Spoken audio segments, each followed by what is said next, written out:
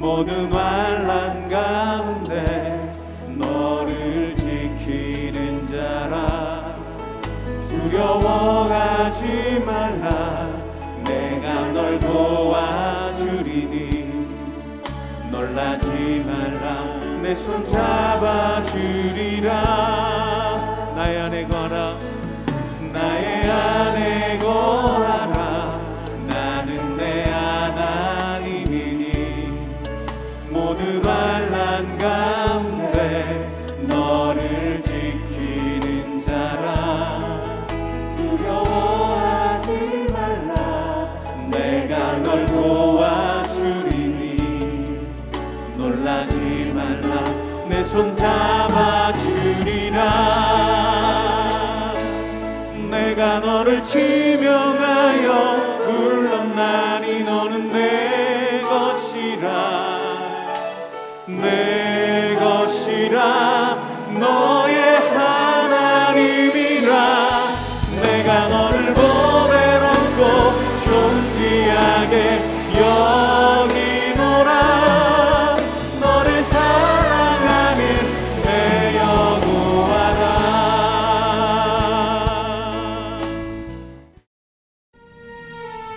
유다의 왕 아사랴 제50년에 므나헴의 아들 브가히야가 사마리아에서 이스라엘 왕이 되어 2년간 다스리며 여호와께서 보시기에 악을 행하여 이스라엘로 범죄하게 한 느밧의 아들 여로보암의 죄에서 떠나지 아니한지라. 그 장관 르말랴의 아들 베가가 반역하여 사마리아 왕궁 호위소에서 왕과 아르곡과 아리엘을 죽이고 길르앗 사람 50명과 더불어 죽이고 대신하여 왕이 되었더라. 브가히야의 남은 사적과 그가 행한 모든 일은 이스라엘 왕 역대 지략에 기록되니라. 유다의 왕 아사랴 제52년에 르말랴의 아들 베가가 이스라엘 왕이 되어 사마리아에서 20년간 다스리며 여호와께서 보시기에 악을 행하여 이스라엘로 범죄하게 한 느밧의 아들 여로보암의 죄에서 떠나지 아니하였더라. 이스라엘 왕 베가 때 아수르 왕 디글랏 빌레셀이 와서 이온과 아벨벳 마가와 야노아와 게데스와 하솔과 길르앗과 갈릴리와 납달리 온 땅을 점령하고 그 백성을 사로잡아 아수르로 옮겼더라. 우시야의 아들 요담 제20년에 엘라의 아들 호세아가 반역하여 르말랴의 아들 베가를 쳐서 죽이고 대신하여 왕이 되니라. 베가의 남은 사적과 그가 행한 모든 일은 이스라엘 왕 역대 지략에 기록되니라. 이스라엘의 왕 르말랴의 아들 베가 제2년에 유다 왕 우시야의 아들 요담이 왕이 되니 나이가 25세라. 예루살렘에서 16년간 다스리니라. 그의 어머니의 이름은 여루사라, 사독의 딸이더라. 요담이 그의 아버지 우시야의 모든 행위대로 여호와께서 보시기에 정직히 행하였으나 오직 산당을 제거하지 아니하였으므로 백성이 여전히 그 산당에서 제사를 드리며 분향하였더라. 요담이 여호와의 성전의 윗문을 건축하니라. 요담의 남은 사적과 그가 행한 모든 일은 유다 왕 역대 지략에 기록되지 아니하였느냐.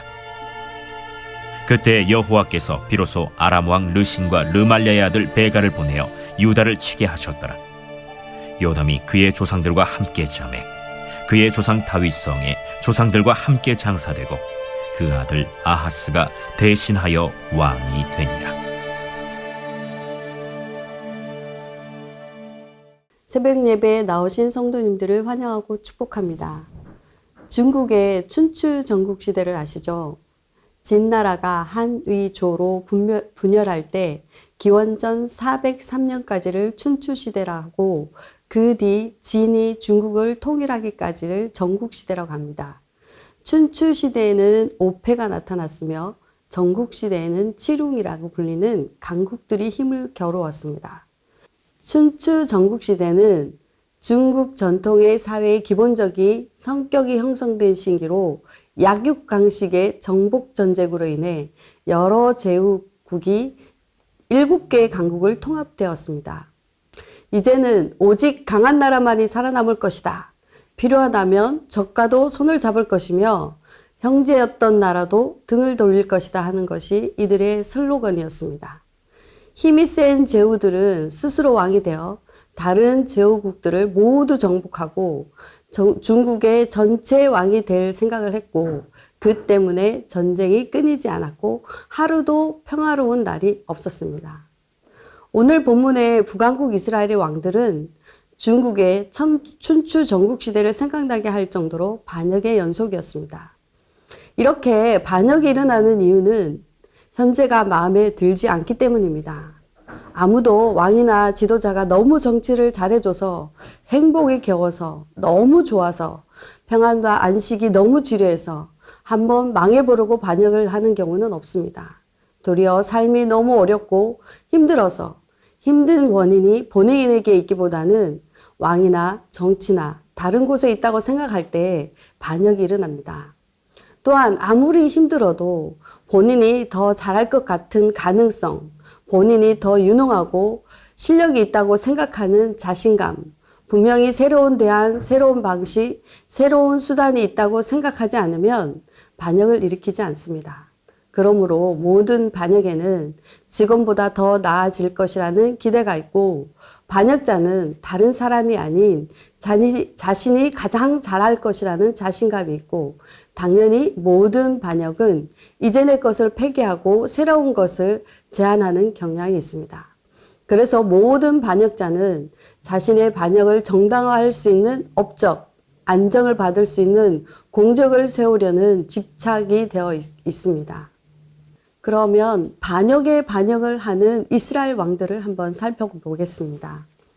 본문의 왕들은 살룸은 스가랴가 겨우 6달 통치했을 때 반역을 일으켰고, 그 다음 므나헴은 살룸이 겨우 1달을 통치했을 때 반역을 일으켰고, 베가는 자기의 왕 부가히야가 겨우 2년을 통치했을 때 반역을 했습니다. 자신들의 포부를 펼쳐보려고 반역을 일삼은 왕들은 고작 길어야 2년 정도밖에 통치를 하지 못했으며, 그들의 성경에서의 평가는 여호와께서 보시기에 악을 행하여 이스라엘로 범죄하게 한 느밧의 아들 여로보암의 죄에서 떠나지 아니하였더라. 그들은 어차피 같은 죄를 지을 것이라면 왜 반역을 했을까요? 새로운 왕의 등극이 무슨 의미가 있으며 무슨 기대가 있었을까요? 괜히 서로 죽고 죽이는 살육만 했을 뿐입니다.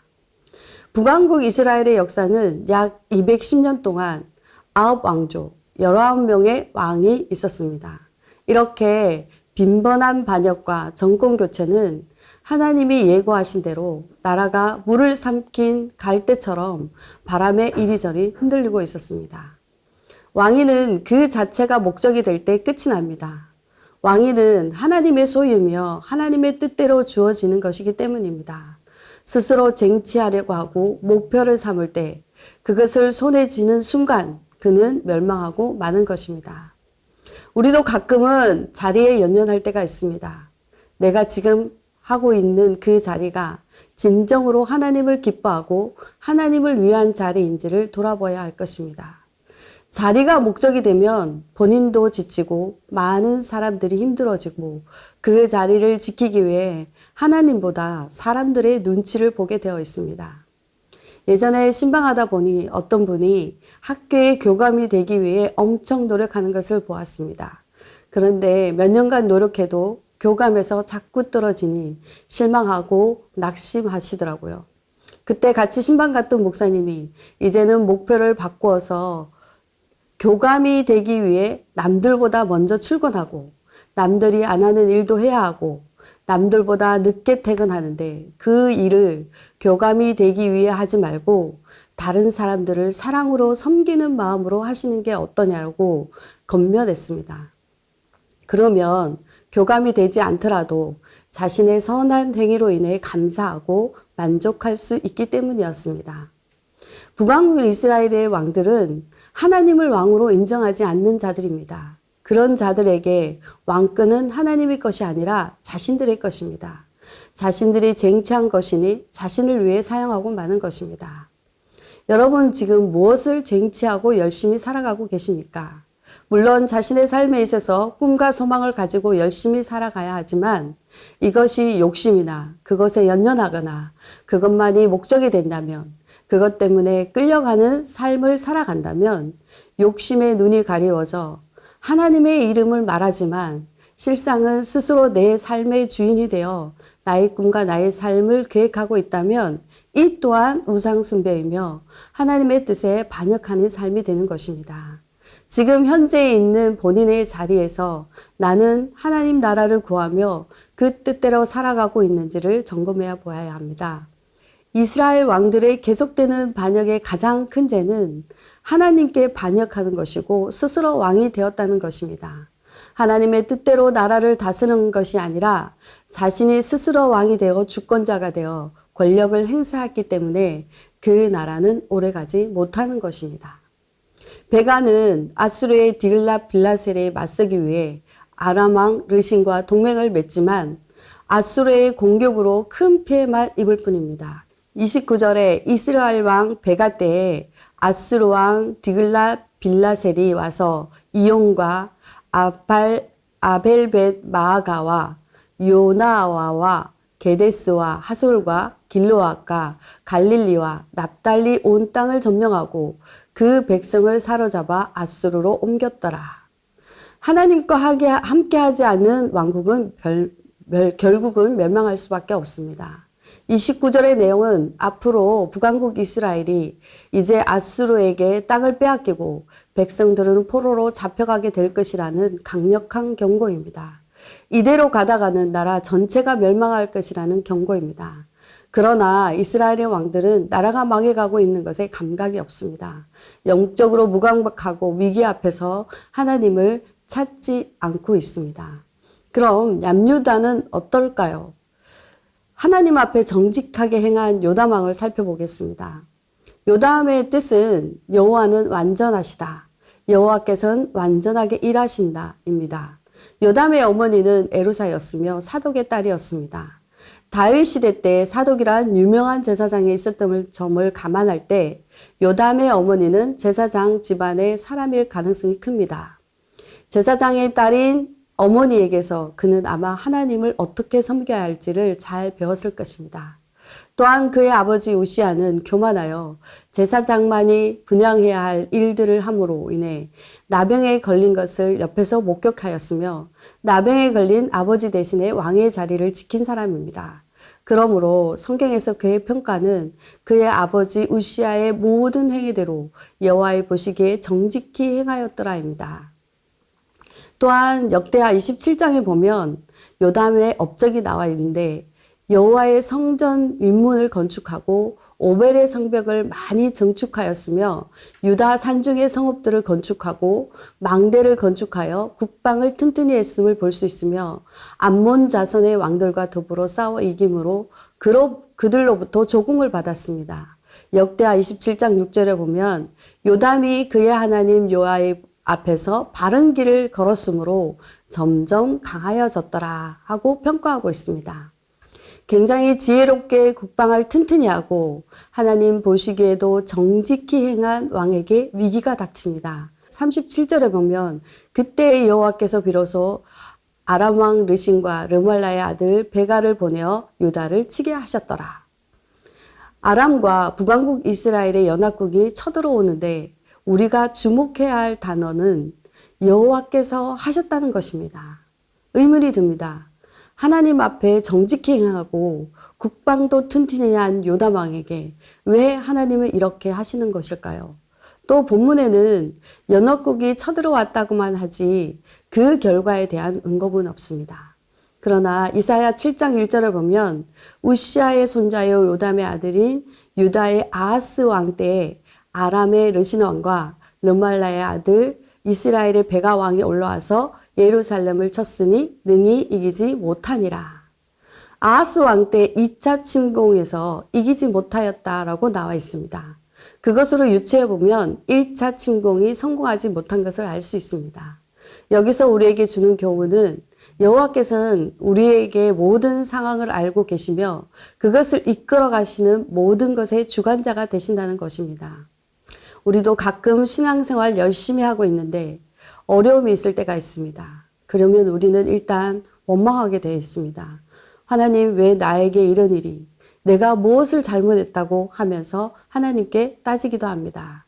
그러나 하나님이 우리에게 요구하시는 것은 우리가 이해되지 않는 상황에서도 믿음의 눈을 들어 주를 보기를 원하시며 오직 믿음으로 살아가기를 원하시는 것입니다.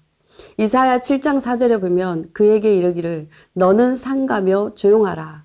러신과 아람과 르말라의 아들은 심히 노할지라도 이들은 연기나는 두 부죽갱이와 그루트기에 불과하니 두려워하지 말며 낙심하지 말라. 아무리 연합국이 공격할지라도 나를 의지하고 나를 붙들고 있는 나라는 패망할 수 없다는 것을 보여주고 있습니다. 결론적으로 북이스라엘의 왕들은 구테타나 암살을 통해 이전의 왕들을 제거하고 스스로 왕이 된 사람들입니다. 당연히 이스라엘의 정권은 불안할 수밖에 없었습니다. 이스라엘이 이렇게 대내외적으로 공격에 처하게 된 것은 우연이 된 것이 아니라 하나님이 하신 일이라는 것입니다.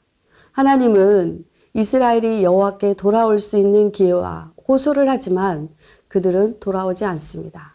그들은 여호와의 호소를 거부한 대가를 치르는 일만 남은 것입니다. 그들은 스스로 왕이 되어 본인들의 포부를 펼쳐보려고 하지만 하나님을 거부하고 하나님의 마음과 기준과 가치와 평가를 원칙적으로 싫어하는 저들에게 죄로 물든 저들이 추구하는 새로운 것, 새로운 정의, 새로운 제도, 그 어떤 것도 서지 못할 것이며 그 끝은 정해져 있는 것입니다. 이 세상의 모든 주인이시고 주관자 되신 주님을 거부하는 저들의 끝은 멸망인 것입니다. 하나님은 우리가 든든히 서가고 있을 때 역시 우리를 연단하시며 주님만을 바라보기를 원합니다. 오직 믿음의 길을 가기를 원하시는 것입니다. 제자들이 폭풍 가운데 힘들어할 때 우리 주님은 배에서 곤히 주무시고 계셨습니다. 그때 제자들이 말합니다. 우리가 죽게 된 것을 왜 안 돌아보십니까? 우리는 삶의 고난 가운데 있을 때 이렇게 주님을 원망합니다. 주님, 내가 이렇게 힘들어하고 있는데 주님 지금 어디에 계시며 무엇을 하고 계십니까? 그런데 주님은 말씀하십니다. 믿음만을 가지고 나를 따라오라고. 우리가 미래에 대해 두려워하고 현재의 고난 속에 어찌할 바를 몰라 방황하고 있을 때 말씀하십니다. 이사야 41장 10절에 보면 두려워하지 말라. 내가 너와 함께 함이라. 놀라지 말라. 나는 내 하나님이 됨이라. 내가 너를 굳세게 하리라. 참으로 너를 도와주리라. 참으로 나의 의로운 손으로 너를 붙들리라. 두려워하지 말라고 하십니다. 현재 너의 겪고 있는 고난은 고작 연기나는 부죽갱이에 불과하며 너의 하나님은 크신 하나님이시다라고 말씀하고 계십니다. 크신 주께 우리의 모든 것을 맡기고 주님만을 바라보며 믿음의 길을 걸어가시기를 소망합니다. 눈을 들어 주님을 바라볼 때 승리하게 될 것입니다. 함께 기도 제목을 읽겠습니다. 내 안에 있는 나를 위한 욕심들을 내려놓고 세상적인 권력에 연연하지 않으며 겸손히 주님만을 위한 삶이 되게 하소서. 아멘. 내 삶의 주인이 하나님임을 인정하고 하나님께 모든 것을 맡기는 삶이 되게 하소서. 아멘. 현재의 삶이 힘들어도 이해되지 않는 상황일지라도 주님만을 신뢰하고 믿음으로 승리하게 하소서. 아멘.